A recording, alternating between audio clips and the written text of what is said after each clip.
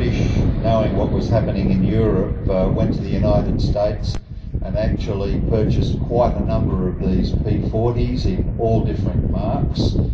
There were 4 different main variations of the Kittyhawk that were actually produced, and the British Commonwealth forces used all of those different types. There were the early models, the B and C's, known as the Tomahawk, which had that long, slim nose.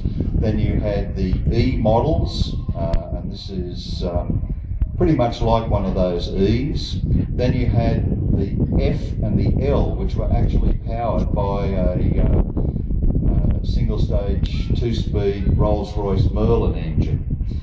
The L models were about 18 inches longer. They had a plug put in the fuselage to increase the stability.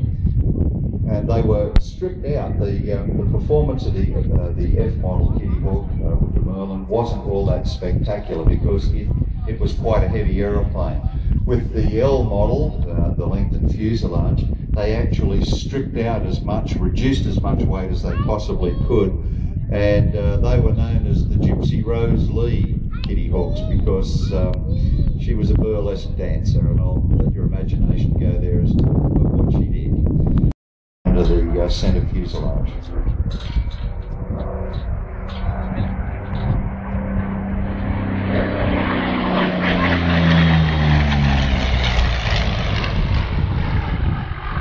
This particular aeroplane served with the Royal New Zealand Air Force and was rebuilt to its magnificent condition both here in Australia and also in New Zealand.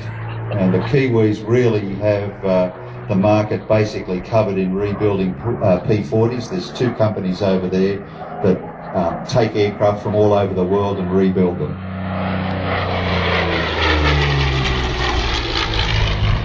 So flown today by Allan, who's come up from Albury.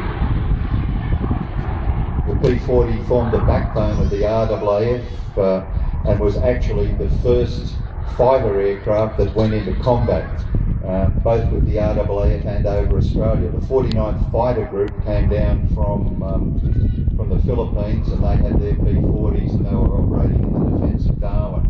First Australian P-40s were operated by 75 Squadron and went up to relieve Port Moresby that was being bombed and strafed by the Japanese aircraft with impunity at the time.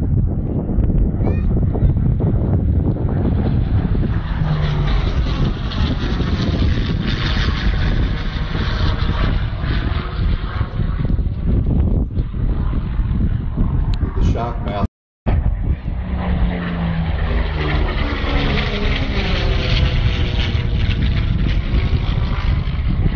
Used by the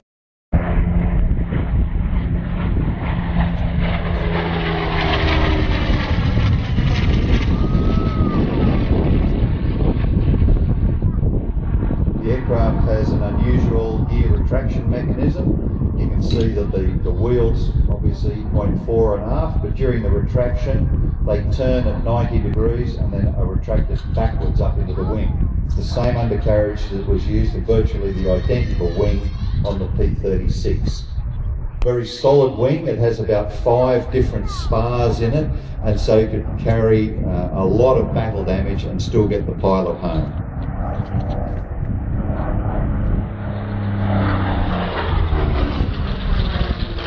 The standard British and American armament of that period for these aircraft: 6 machine guns,